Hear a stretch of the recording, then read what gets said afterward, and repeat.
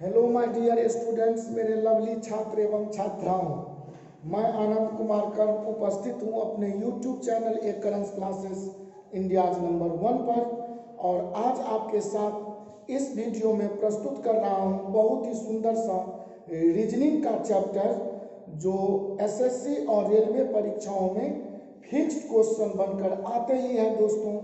तो हम आपको ये भी जानकारी दे दें कि ये पीटी में भी आता है और मेंस में भी आता है। यहाँ तक कि कभी कभी जब मेंस में ये क्वेश्चन आते हैं तो इस पर पाँच पाँच प्रश्न आपसे पूछे जाते हैं, तो या 3 पूछे जाते हैं। तो दोस्तों समझें इस चैप्टर को, और यह काफ़ी ही उपयोगी चैप्टर रहेगा क्योंकि कॉम्पिटिटिव एग्जाम को क्रैश करने के लिए यह बहुत ही नेसेसरी है कि हम हर एक चैप्टर के हर एक पहलुओं को इस कदर समझ जाऊं कि एक भी प्रश्न हमें छूटना नहीं चाहिए। तो आज मैं आपके साथ यह बहुत ही सुंदर सा चैप्टर पर विचार कर रहा हूं, और यह चैप्टर है दोस्तों डाइस, जिसे हिंदी में हम पासा कहते हैं। और यह पासा संबंधी यह डाइस आपका पार्ट 1 में आज आपके लिए थ्योरी एंड कॉन्सेप्ट लेकर आया हूँ। और अगर आप दोस्तों इस थ्योरी एंड कॉन्सेप्ट को समझ जाएं तो एक नज़र अगर प्रश्न को देखेंगे तो बिना कलम कॉपी के सहायता से पलक झपकते ही उसके आंसर में हम चले जाएंगे और बिल्कुल ही करेक्ट आंसर कह सकते हैं। तो दोस्तों आज चर्चा कर रहा हूँ यह डाइस या पासा का, जो पासा इतना पौराणिक और ऐतिहासिक है जिसे आप लोग निश्चित ही महाभारत के प्रसंग में जब द्रौपदी को युधिष्ठिर ने हार गया था तो यही पासा और चौरस का खेल सुना होगा कि इसी पासे के खेल में युधिष्ठिर ने द्रौपदी को दांव पर लगाकर और वह खेल हार गया था, द्रौपदी हार गया था। तो खैर यहाँ पर हम तो कॉम्पिटिटिव जगत की चर्चा कर रहा हूँ, तो यहाँ कंपटीशन के प्रश्न को हल करने के लिए हम डाइस से संबंधित कुछ खास बातों का चर्चा आपके साथ करने जा रहा हूँ। दोस्तों समझेंगे डाइस पर आधारित जो प्रश्न हमसे आते हैं वह प्रश्न का प्रारूप जो फॉर्मेट होता है वह मुख्य रूप से 3 प्रकार के डाइस दिखाकर हमसे प्रश्न पूछे जाते हैं। जैसे एक प्रकार का डाइस आपको इस तरह दिखाकर या अंक पर पूछा जाता है, जैसे यहाँ 2, यहाँ 5, यहाँ 3 लिख देगा, तो यह हमारा अंकीय पासा या डिजिटल डाइस होगा। इसे आज से हम डिजिटल डाइस के नाम से बोलेंगे। एक प्रकार का ऐसा पासा आता है दोस्तों जिस पर ये अंक न डालकर इस पर रंग लिख दिए जाते हैं, जैसे आपको लाल, पीला, हरा इस तरह रंग दिखाकर आपका प्रश्न आएगा तो इसे हम लोग बोलेंगे कलर्ड डाइस, रंगीन पासा। और एक प्रकार का डाइस दोस्तों हमसे दिखाकर प्रश्न आते हैं, वह डाइस हमसे जब आता है तो यह डाइस दोस्तों हम पर इस तरह, जैसे यहाँ हैश लगा दिया, यहाँ एरो लगा दिया, यहाँ सर्किल या जीरो रख दिया, तो इस प्रकार इसे हम कहेंगे चित्रात्मक पासा या फिगर्ड डाइस। तो दोस्तों समझेंगे ठीक से, ये 3 रूपों का, ये 3 फॉर्म में डाइस को देकर हमसे प्रश्न पूछे जाते हैं। तो प्रश्न हल करना तो बाद में सीखेंगे, लेकिन पहले नामकरण और इसके विभेद और इसके प्रॉपर्टी को समझ लेंगे। अगर इस डाइस से संबंधित इसके प्रॉपर्टीज, इसके गुण को अगर हमने समझ लिया तो किसी भी प्रश्न का उत्तर डाइस से रिलेटेड पलक झपकते ही एक नज़र अगर हम डाइस पर प्रश्न पर डाल देंगे तो मेरा दावा है कि 100% करेक्ट आंसर आप बोल देंगे। तो दोस्तों जब डाइस यह हमारा आता है डिजिट पर, अंक पर, तो इसमें 1 से लेकर के 6 तक के अंक प्रयोग में आते हैं। जो हम आप घर में लूडो खेलते हैं तो देखे होंगे कि उसमें 1 से लेकर के 6 तक अंकों का प्रयोग इस तरह या त्रिविमीय आकृति पर एक बार में हम यह 3 सरफेसेस या 3 सतह को देख सकते हैं जिस पर 1 से 6 तक अंक लिखे होते हैं। तो इस त्रिविमीय सतह में यह ट्राई डायमेंशनल जो आपका फिगर है, इसमें आप ऊपर में अगर 2 देख रहे हैं तो इसका नीचे तली जो इसका बॉटम होगा वह मेरा ओझल है आंख से। ऊपर के सरफेस को जब हम बोलते हैं अपर सरफेस, तो नीचे को बोलते हैं बॉटम सरफेस, सामने वाले को बोलते हैं फ्रंट सरफेस, तो पीछे वाले को बोलेंगे बैक सरफेस। जैसे फ्रंट पर 3 दिख रहा है, पीछे ओझल क्या पता नहीं, राइट एडजेसेंट या राइट सरफेस पर आप 5 देख रहे हैं, तो इसके लेफ्ट सरफेस जो ओझल है उस पर कौन सा अंक है पता नहीं। लेकिन हम इतना कह सकते हैं कि यह जो 1 से 6 तक के अंकों का प्रयोग करके प्रश्न आता है तो इसे हम कहते हैं डिजिटल डाइस। और जब यह रंग में लिखकर डाइस इस तरह प्रस्तुत करता है तो इसे कहते हैं कलर्ड डाइस। जब इस तरह फिगर में डाइस लेकर के आता है कोई चित्र तो इसे सिंबॉलिक डाइस या इसे फिगर डाइस कहते हैं। दोस्तों, ये डाइस जो आप देख रहे हैं डिजिट वाला, ये डिजिट वाला डाइस मेरा 2 प्रकार का हो सकता है, या तो यह जनरल हो सकता है या तो यह स्टैंडर्ड हो सकता है। अब जबकि लाल, हरा, पीला या रंग में जब डाइस प्रस्तुत किया है तो यह दोस्तों सदा मेरा जनरल डाइस होता है, और इस तरह जो फिगर में प्रस्तुत होता है यह भी डाइस हमेशा मेरा जनरल डाइस की श्रेणी में आता है। तो आज से समझ लेंगे दोस्तों कि जब डाइस हमारा कलर में होगा तो जनरल डाइस कहलाएगा, जब डाइस सिंबल या फिगर में होगा तो यह मेरा जनरल डाइस कहलाएगा।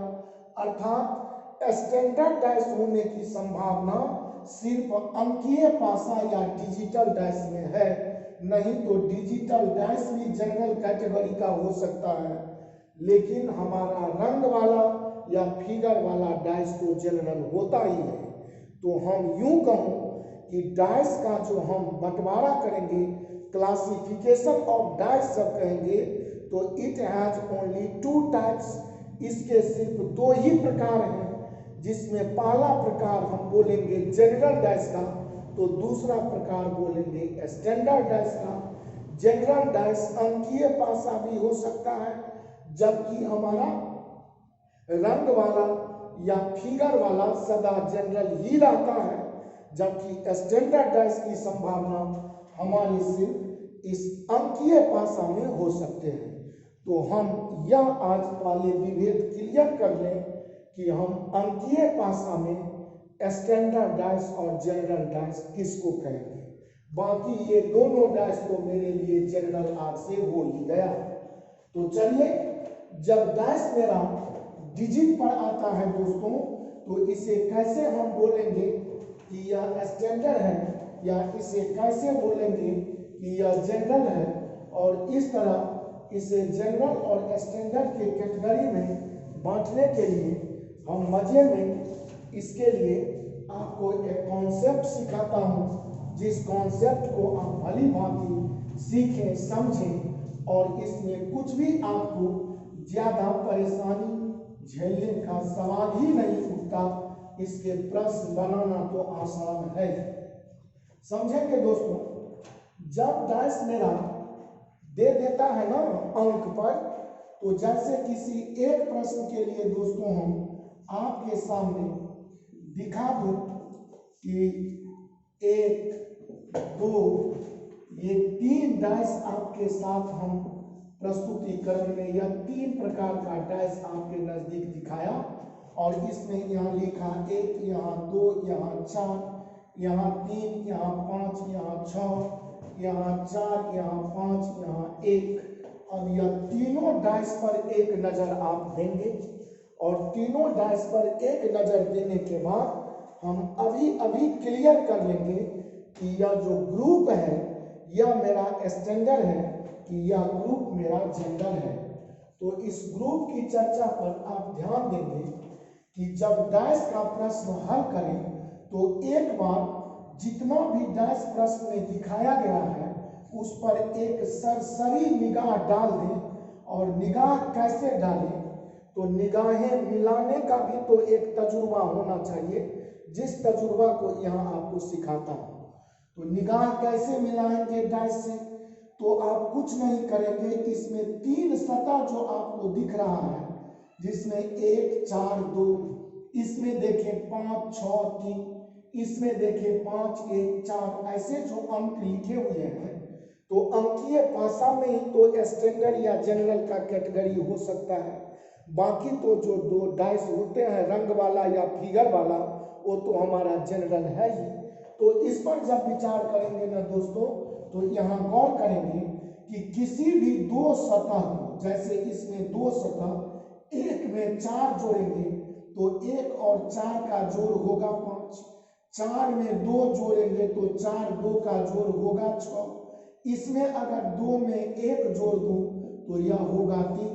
अर्थात हम प्रत्येक डाइस में दिखाए गए तीनों सतहों में से किसी भी 2 सतह का जोड़ लिया और देखना है कि यह दोनों सतहों का जोड़ 7 नहीं आना चाहिए। 7 क्या नहीं आना चाहिए, तो 7 नहीं आना चाहिए।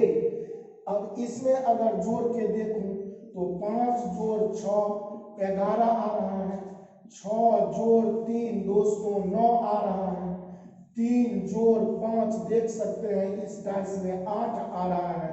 तो इसमें भी आप देख लें तो किसी भी 2 सतहों का जोड़ आपका 7 या 7 नहीं आया। इसमें देखें 5 में 1 जोड़ेंगे तो यह दोस्तों आएगा 6, 1 में 4 जोड़िएगा तो ये आएगा 5, 4 में 5 को जोड़ेंगे तो यह आएगा 9, और इस तरह आप इसमें भी देख सकते हैं किसी भी 2 सतहों का जोड़ मेरा 7 या 7 नहीं आया। तो ऐसा जब डाइस हमको किसी भी प्रश्न के ग्रुप में मिल जाए तो यह ग्रुप ऑफ स्टैंडर्ड डाइस होता है। इसे ही दोस्तों हम स्टैंडर्ड डाइस बोलते हैं, जिसे हिंदी में पुस्तकों में या प्रश्नों में आदर्श या मानक भाषा के रूप में लिख दिया जाता है।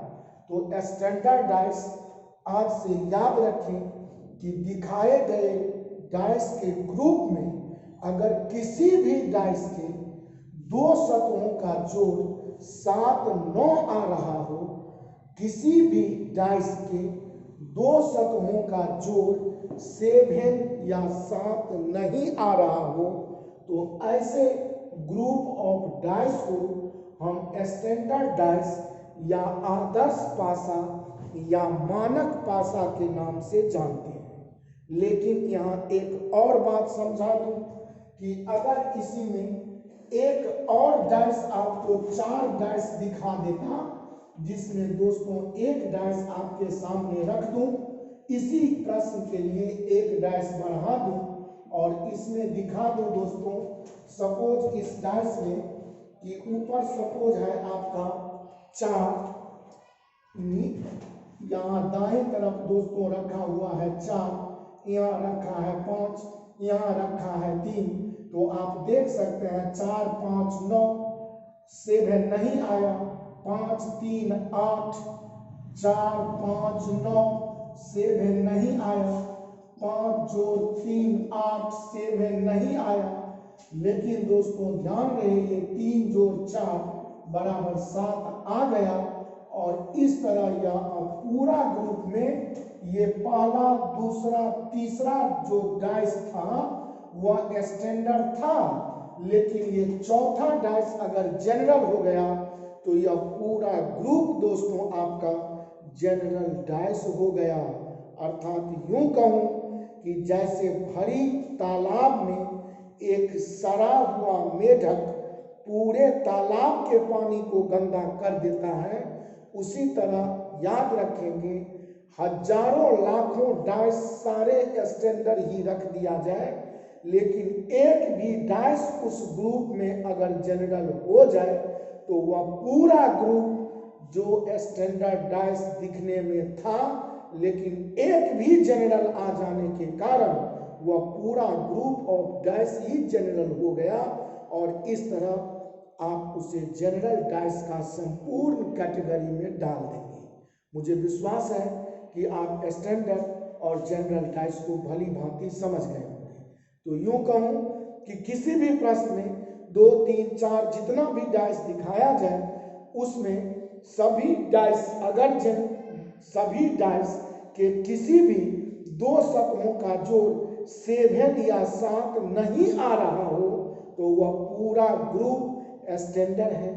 लेकिन एक भी डाइस अगर 2 सतहों का जोड़ 7 दिखा रहा है तो वह पूरा ग्रुप को जनरल बना के छोड़ देगा। तो इस तरह हमें विश्वास है दोस्तों कि आप जनरल और स्टैंडर्ड डाइस समझ गए होंगे। तो अब हम सबसे पहला प्रॉपर्टी प्रश्न बनाने के लिए चल रहा हूं कि जब डाइस मेरा स्टैंडर्ड होगा तो यह बात तो तय है, स्टैंडर्ड डाइस तो सिर्फ और सिर्फ अंकीय पासा जो 1 से 6 तक की संख्याओं का प्रयोग पर आएगा उसी पर आधारित हम स्टैंडर्ड डाइस की कैटेगरी समझ सकते हैं। तो जैसे हम पहला रूल पढ़ रहा हूँ, रूल फर्स्ट मेरे लिए है और ये रूल फर्स्ट मैं दोस्तों देख रहा हूँ जिसे कहूँगा रूल ऑफ स्टैंडर्डाइजेशन और इसे हम बोलेंगे मानकता का नियम या मानक पासा के लिए मानकता का नियम या रूल ऑफ स्टैंडर्डाइजेशन कहलाता है। रूल ऑफ स्टैंडर्डाइजेशन का सीधा सा मतलब है कि रूल ऑफ स्टैंडर्डाइजेशन में आप ध्यान रखें कि जैसे दोस्तों मैं आपके साथ यह 3 डाइस शेयर कर रहा हूं और ये 3 डाइस में हम अंक आपको दिखा रहा हूं। ये 3 डाइस में अगर मैं आपके सामने अंक रख दूं, जैसे सपोज यहाँ पर 2, यहाँ 4, यहाँ पर रख दूं 6, यहाँ 3, यहाँ 2, यहाँ 1, यहाँ पर सपोज 1, यहाँ सपोज 5, यहाँ 4, तो आप देख सकते हैं कि पहला डाइस में 2 जोड़ 4 6, 4 6 10, 6 2 8 7 नहीं आया। इसमें भी 3 2 5, 2 1 3, 1 3 4 7 नहीं आया। 1 5 6, 5 4 9 7 नहीं आया। 4 1 6 7 नहीं आया। अर्थात यह रूल ऑफ स्टैंडर्डाइजेशन है और इस तरह मानकता का नियम बताता है कि अपोजिट सरफेसेस का जोड़ सदैव 7 होगा। तो अगर ऊपर के फेस पर 2 है और पहला डाइस से पूछ दूं कि पहला डाइस का या मैं पहला प्रारूप रखा या दूसरा प्रारूप रखा या सपोज तीसरा प्रारूप रखा और तब पूछूं कि पहला डाइस के निचली सतह पर बताइए कौन सा अंक है, तो जब ऊपर में है 2 तो निचली सतह पर 5 ही होगा, क्योंकि स्टैंडर्ड डाइस के अपोजिट सरफेसेस का जोड़ सदैव 7 होता है। स्टैंडर्ड डाइस के अपोजिट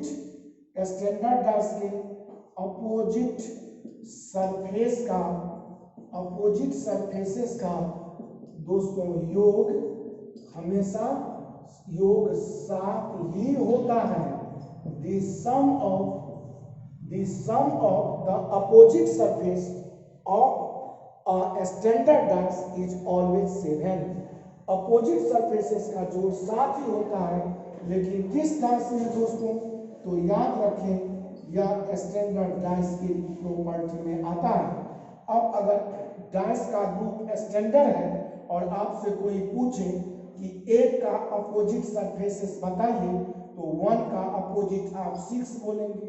कोई पूछे 6 का अपोजिट तो तुरंत बोलेंगे 1, क्योंकि 1 जोड़ 6 या दोनों का जोड़ तो 7 ही होगा। अगर पूछे 2 का अपोजिट बताइए तो 2 का अपोजिट 5 अथवा 5 का अपोजिट 2, क्योंकि ये दोनों का जोड़ 7 ही होना चाहिए। 3 का अपोजिट पूछे तो 3 का अपोजिट 4 या 4 का अपोजिट 3, क्योंकि यह दोनों का जोड़ दोस्तों 7 ही होना चाहिए।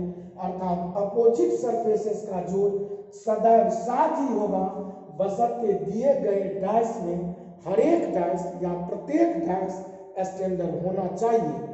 If in a group of dice of any numbers you may first of look at each dice and if each dice is in the form of a standard, then the group of dice will be form of a standard, and the major minor definition of a standard dice is always to be remembered that the opposite surface of a standard dice will always be same. So you have the choose, you have the select proper number according to the rule of a standard dice, and if you locate the answer you can quickly speak, you can quickly choose the correct answer in the given option. आप दिए गए option में किसी भी dice के opposite surfaces को बहुत ही easily second में चूज कर सकते हैं। स्टैंडर्ड डाइस में सिर्फ याद रखना है अपोजिट सरफेसेस का जोड़ हमेशा साथ ही होगा, और मुझे विश्वास है दोस्तों कि रूल ऑफ स्टैंडर्डाइजेशन आप बिल्कुल ही समझ गए होंगे। मानकता का नियम मेरा समाप्त हुआ। बात हुई कि जब डाइस मेरा होगा जनरल, तो जनरल डाइस में आखिर हम अपोजिट सरफेसेस को कैसे प्राप्त करेंगे। तो जनरल डाइस में अपोजिट सरफेसेस को प्राप्त करने के लिए चलता हूं। स्टैंडर्ड डाइस का सिर्फ और सिर्फ एक ही नियम है जो समाप्त हुआ।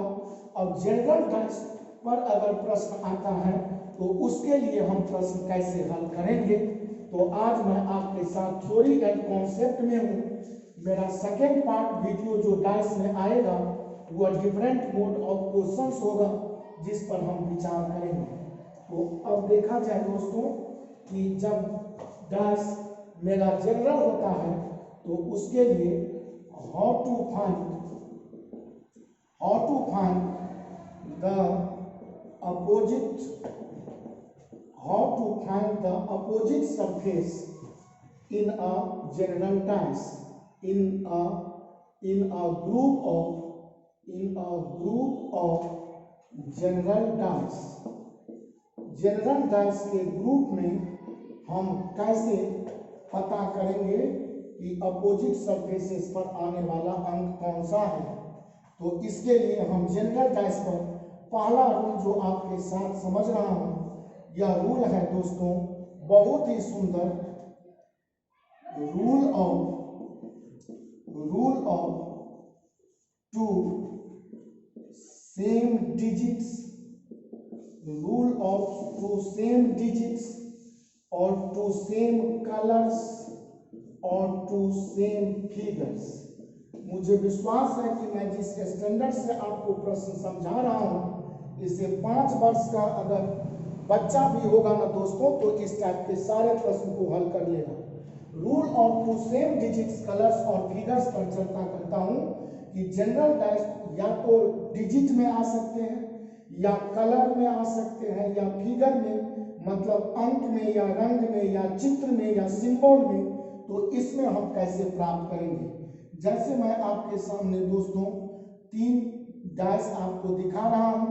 परीक्षा में 2, 3, 4, 1 कुछ भी डाइस रखकर प्रश्न आते हैं। खैर उस पर चर्चा तो हम जब क्वेश्चन सॉल्यूशन लेकर अगला वीडियो में आऊंगा तब समझेंगे। आज आप सिर्फ आराम से डाइस पर आधारित कुछ सर्टेन रूल को समझें। मान लीजिए कि दोस्तों यहाँ पर हमने लिख दिया 2, यहाँ 3, यहाँ 5, यहाँ 1, यहाँ 4, यहाँ 3, यहाँ रख दिया दोस्तों 4, यहाँ रख दिया 3, यहाँ रख दिया आपका सपोज 1। और अब आपसे पूछूं दोस्तों, यहाँ पर रख दिया सपोज 6, और अब आपसे पूछूं कि बताइए कि 1 के अपोजिट में कौन सा फिगर होगा। तो ध्यान रहे, अगर आपको नियम पता होगा तो सबसे पहले आप पहला डाइस पर निगाह सरसरी फेंकेंगे और निगाह जो ही रखेंगे तो 5 और 2 आप देख रहे हैं या 7 हो गया, तो आगे देखने का कोई विचार ही नहीं करना है क्योंकि यह पूरा तो ग्रुप मेरा जनरल हो गया। और इस तरह जनरल डाइस पर जब हम 1 का अपोजिट हमसे पूछा तो हम देखेंगे कि 1 पहले किस प्रारूप में आए। तो देख रहा हूं कि सेकेंड जो डाइस है इसमें 1 यहाँ रखा हुआ है, तो 1 को छांट दूं तो बाकी देख रहा हूं कि 4 और 3 इसमें अंक दिखाई पड़ रहे हैं। तुरंत देखेंगे तीनों डाइस में कि किस डैश में 4 और 3 एक साथ आया है। तो आप देख सकते हैं दोस्तों 4 और 3 इस तीसरे प्रारूप में आया है। तो 4 3 और 4 3 को कहेंगे 2 same digits. This is our rule. यही है मेरा रूल कि 2 सेम डिजिट्स। तो चूंकि डिजिट पर प्रश्न है तो 2 सेम डिजिट, कलर में होता तो 2 सेम कलर खोजता, फिगर में होता तो 2 सेम फिगर्स खोजता। तो अब अगर यदि 2 सेम डिजिट देखा तो 4 3 दोनों में देखा तो इसमें छूट रहा है 1, इसमें छूट रहा है 6। तो कहेंगे 1 का अपोजिट 6 होगा और मेरा रूल ऑफ 2 सेम डिजिट समाप्त हुआ। अगर दोस्तों मैं इस पर आपसे एक कलर पर आधारित प्रश्न सपोज पूछ लूं तो आप इसमें हमें लगता है बड़ा सुंदर बना देंगे या फिगर पर ही। जैसे मैं आपसे एक प्रश्न दिखा दूं कि सपोज यहाँ पर लिखा हुआ है ऊपर में लाल, यहाँ लिख दिया हूँ हरा, लिख नहीं दिया, परीक्षा का प्रश्न है दोस्तों, यहाँ पीला। अब यहाँ पर मैं एक डैश आपको मात्र 2 ही दिखाऊं, यहाँ पर रख दूं हरा, यहाँ रख दूं लाल, यहाँ रख दूं काला और आपसे पूछूं कि दोनों डैश का अवलोकन करके बताइए कि काला के विपरीत सतह पर कौन सा रंग आएगा। तो हम दोनों डैश में देख रहा हूँ काला जो ही पूछा तो काला को हटा लेंगे, बाकी लाल और हरा देख रहा हूँ और इसमें भी लाल हरा दोनों में मिल रहा है। लाल हरा यहाँ भी देखा, लाल हरा यहाँ भी देखा, इसमें लाल हरा छोड़कर बचा काला, इसमें लाल हरा छोड़कर बचा पीला। और आप बहुत ही मजे में कह सकते हैं कि काला का अपोजिट पीला होगा। और इस तरह हमारा रूल ऑफ 2 सेम कलर्स समाप्त हुआ। इसी तरह सपोज आपसे फिगर पर प्रश्न आ जाएगा और पूछेगा, जैसे आपको फिर हम 2 डैश पर विचार करें और इन दोनों डैश में यहाँ एरो रख दिया, यहाँ सपोज बराबर नहीं है, यहाँ 0 रख दिया या सर्किल समझिए। एक डैश आपका यहाँ ले लिया, यहाँ पर सपोज 0 या सर्किल रख दिया, यहाँ पर आपका रख दिया डॉलर, यहाँ पर रख दिया आपको बराबर नहीं है। और अब आपसे पूछूं कि बताइए कि एरो का अपोजिट क्या होगा। तो आप दोनों डैश में तुरंत देखा एरो पहला ही डैश में है तो देखेंगे 0 और बराबर नहीं इसमें है कि नहीं। तो 0 और बराबर नहीं हमें मिल गया और इसमें 0 और बराबर नहीं छांट के देख रहा हूँ एरो। तो एरो का अपोजिट दोस्तों मेरा डॉलर। मजे में आ जाएगा ऑप्शन। और मुझे विश्वास है कि आप rule of 2 same digits colours और फिगर्स सीख गए होंगे। अब मैं आपके साथ ये जनरल डैश पर अगला रूल फाइंड कर रहा हूं, जो अगला रूल पर हम विचार करेंगे। डैश जब स्टैंडर्ड होगा तब तो मुझे पता ही है मामला क्या बनेगा। जब डैश जनरल होगा तो पहला रूल मुझे पता चल गया कि 2 सेम डिजिट्स कलर्स और फिगर देख लेने हैं। अगर यह दोनों नियम मेरा फेल कर रहा हो तो एक अगला नियम मेरा है जिसे मैं बोलता हूं सदा कट एंड गेट रूल। इसे बोलता हूं कट एंड गेट रूल। और यह कट एंड गेट रूल क्या है? कट एंड गेट रूल किसमें दोस्तों? तो इन अ ग्रुप ऑफ, याद रखेंगे, in a group of general dash. मैं सब जनरल डैश की चर्चा अब कर रहा हूं, ऊपर में ही लिख दिया हूं। यह टॉपिक मेरा है how to find the opposite surface in a group of general dash. Cut and get rule मेरा क्या है? तो कट एंड गेट रूल मेरा है क्या, इस पर चर्चा कर रहा हूं। तो इसको समझे जैसे कि हम आपके साथ 3 या 2 ही डैश जो भी दिखा रहा हूं, आप देखेंगे ध्यान से। सपोज मैं आपके साथ 3 डैश लिख रहा हूं, 3 डैश दिखाया, यहाँ रखा 1, यहाँ 4, यहाँ 5, यहाँ रखा दोस्तों सपोज 1, यहाँ 4, यहाँ 6, यहाँ रखा 1, यहाँ रखा 2, यहाँ रखा सपोज 5। और अब आपसे पूछ दूं, कुछ भी नहीं पूछा जा सकता, अकॉर्डिंग टू क्वेश्चन ही प्रश्न पूछे जाते हैं, नहीं तो अनाप शनाप कुछ भी पूछ देगा तो ना हमसे ना आपसे या दुनिया में किसी से नहीं बनेगा। फिगर बड़ा मस्त है इस प्रश्न को पूछने के लिए भी। तो आपसे अगर पूछ दूं कि 1 का अपोजिट हमें बताइए तो आप देखेंगे कि यह डाइस मेरा तुरंत दिखने में आ गया कि 6, 1, 7, यह सीधा ही जनरल डाइस है। और जनरल डाइस के लिए अगर मैं कट एंड गेट रूल अभी न समझूं तो पहला जो नियम हम जनरल डाइस पर समझा था, rule of two same digit, तो उस आधार पर अगर इसमें एक हटा दूं तो मुझे 5, 4 किसी में मिलना चाहिए और किसी भी एक डाइस में 5, 4 नहीं दिखा। इससे एक हटा दूं तो 4, 6, 4, 6 मिलना चाहिए, किसी डाइस में नहीं मिला। इससे एक हटा दूं तो 5, 2, 5, 2 मिलना चाहिए, किसी डाइस में नहीं मिला। तो हम कुछ ना करेंगे, एक का अपोजिट पूछा है तो हम कहेंगे इस पासा को कोई कितना भी खेले तो एक के अपोजिट या विपरीत तल पर 4 और 5 जो इसका नेबरर या पड़ोसी सरफेस है, या 4 और 5 तो दोस्तों नहीं हो सकता, इसीलिए इसे कहता हूं कट। तो एक के अपोजिट 4 भी कट जाएगा, एक के अपोजिट 5 भी कट जाएगा। दूसरा डाइस से देखिए कि एक के अपोजिट 4 भी कटेगा, एक के अपोजिट 6 भी कटेगा, नहीं हो सकता। तो 4 जब हम एक के अपोजिट में लिख के काट लिया तो बार बार 4 लिख के क्या काटूं, अब कहूंगा एक के अपोजिट 6 नहीं हो सकते। और जब इस डाइस से चर्चा करूं तो एक का अपोजिट देख रहा हूं कि 2 और 5 नहीं हो सकता, तो 5 को हम लिख के काट लिया हूं तो कहूंगा 2 नहीं हो सकता। और अब दोस्तों बड़ा मजे में विचार करेंगे कि जब एक के अपोजिट 2 नहीं हो सकता, 4 नहीं हो सकता, 5 नहीं हो सकता, 6 नहीं हो सकता, तो 1 से 6 तक के अंक में 3 ही न बचा। और इस तरह हम कह सकता हूं कि एक का अपोजिट श्योर 3 ही रहा होगा। और इसीलिए इसे हम दोस्तों रूल का नाम दिया हूं, नामकरण किया हूं, कट एंड गेट रूल। इसे आप, मैं हाल में इसका एक और नाम दिया हूं दोस्तों, seen and unseen rule. Seen and unseen rule, इसका क्या मतलब? सीन एंड अनसीन का मतलब देखा और नहीं देखा। हमारे मिथिलांचल में, मैं मिथिलांचल से बिलोंग करता हूं, तो मिथिलांचल में एक बड़ा सुंदर खेल खेला जाता है। बच्चे में हम लोग खेलते हैं पूछ-झात का खेल।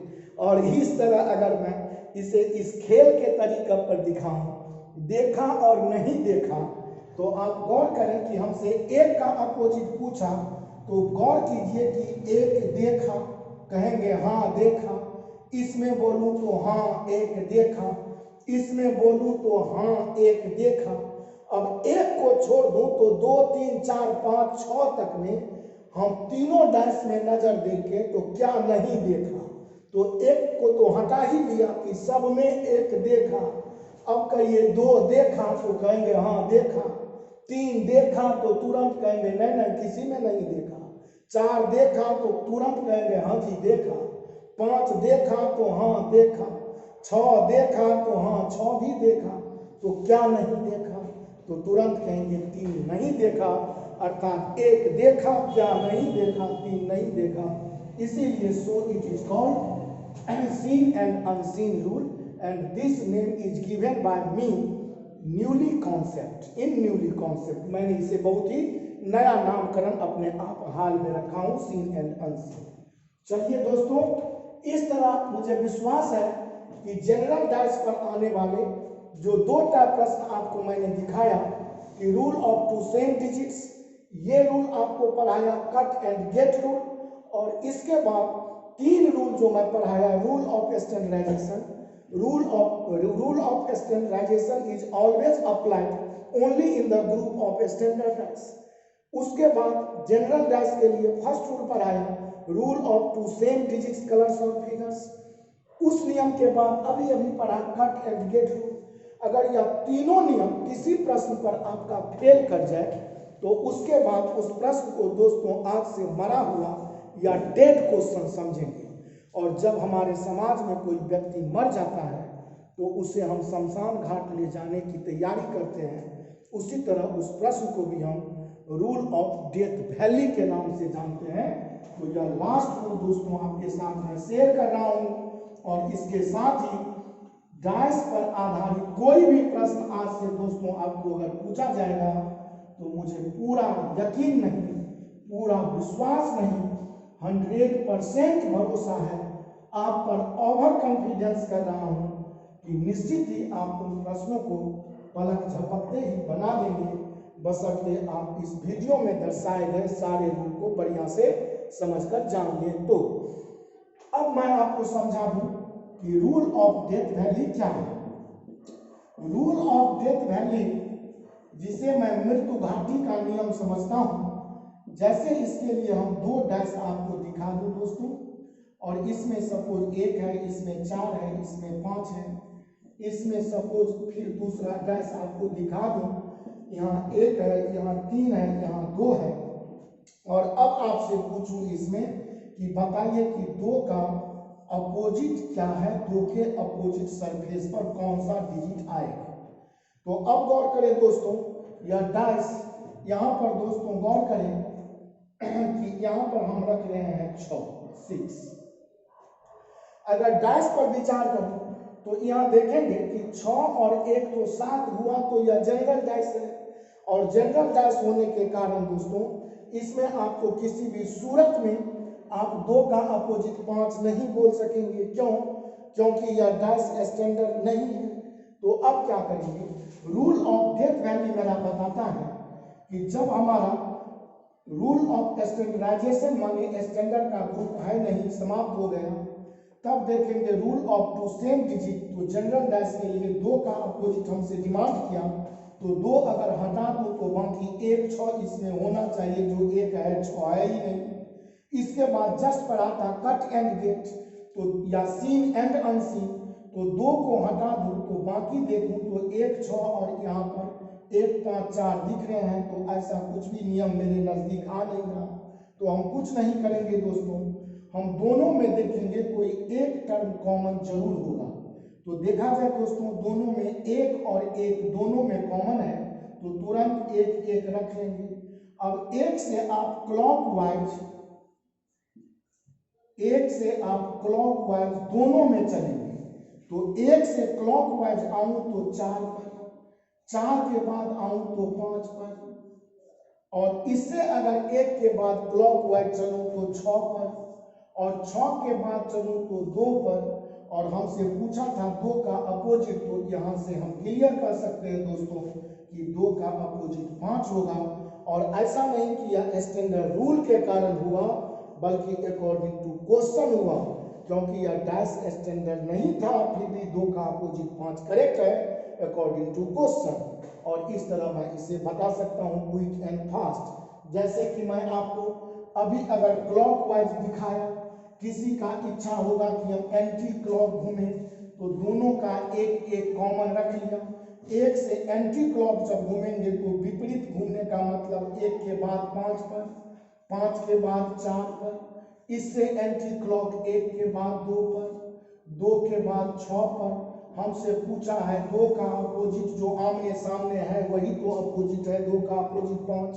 पूछता 4 का अपोजिट, तो 4 का अपोजिट 6 या 6 का अपोजिट 4। और इस तरह अगर पूछ देता सपोज 1 का अपोजिट, तो दोनों में 1 देखा और दोनों में 3 नहीं देखा, तो 1 का तो अपोजिट 3 फिक्स होना ही है। और इस तरह मुझे विश्वास है कि आप तमाम रूल को भली भांति समझ गए होंगे। और इस पर आधारित जब मैं डिफरेंट टाइप ऑफ क्वेश्चंस पर विचार करूंगा तो बड़े मजे में आप प्रश्नों को हल कर लेंगे, ऐसा मुझे पूर्ण विश्वास और भरोसा भी है आप पर। दोस्तों जाते जाते मैं पर डे आपके लिए अपने कोचिंग इंस्टीट्यूट के मिस्टर राजू जी डायरेक्टर साहब का नंबर लिख दिया करता हूं, जिनसे आप कोचिंग संबंधी किसी भी प्रकार की जानकारी या तो टेलीफोनिक विधि से या तो आप व्हाट्सएप पर जानकारी हासिल कर सकते हैं। ये नंबर है mister Raju ji coaching director महोदय का 9934849798, और इस नंबर पर आप कोचिंग संबंधी कोई भी जानकारी ले सकते हैं। आज का क्लास मेरा आपके साथ समापन हुआ। मुझे जाने की आज्ञा दें और अपना जोश, उत्साह, अपना उमंग मुझ तक पहुंचाने का कष्ट करते रहें। अगर आपने इस चैनल को अभी तक सब्सक्राइब न किया हो तो यह वीडियो का समापन आपको सब्सक्राइब करने के लिए प्रेरित कर रहा होगा, मुझे विश्वास है। आप सब्सक्राइब कर लें, बेल आइकन दबा लें, ताकि कोई भी नया वीडियो अपलोड करूंगा तो इसका नोटिफिकेशन दोस्तों पहले आप पर जाएगा और आप जहां भी रहेंगे उस वीडियो को देखकर अपने कॉम्पिटिटिव जगत की तैयारी की गुणवत्ता को काफ़ी ऊंचे मुकाम तक ला सकते हैं। दोस्तों बहुत बहुत धन्यवाद आज के क्लास के लिए। So much thank you. जहां भी रहिए मस्त रहिए, स्वस्थ रहिए। मेरा आशीर्वाद है कि बुलंदी से आप आगामी पढ़ाई जारी रखिए। Thank you so much. अलविदा। Thank you. Tata bye bye.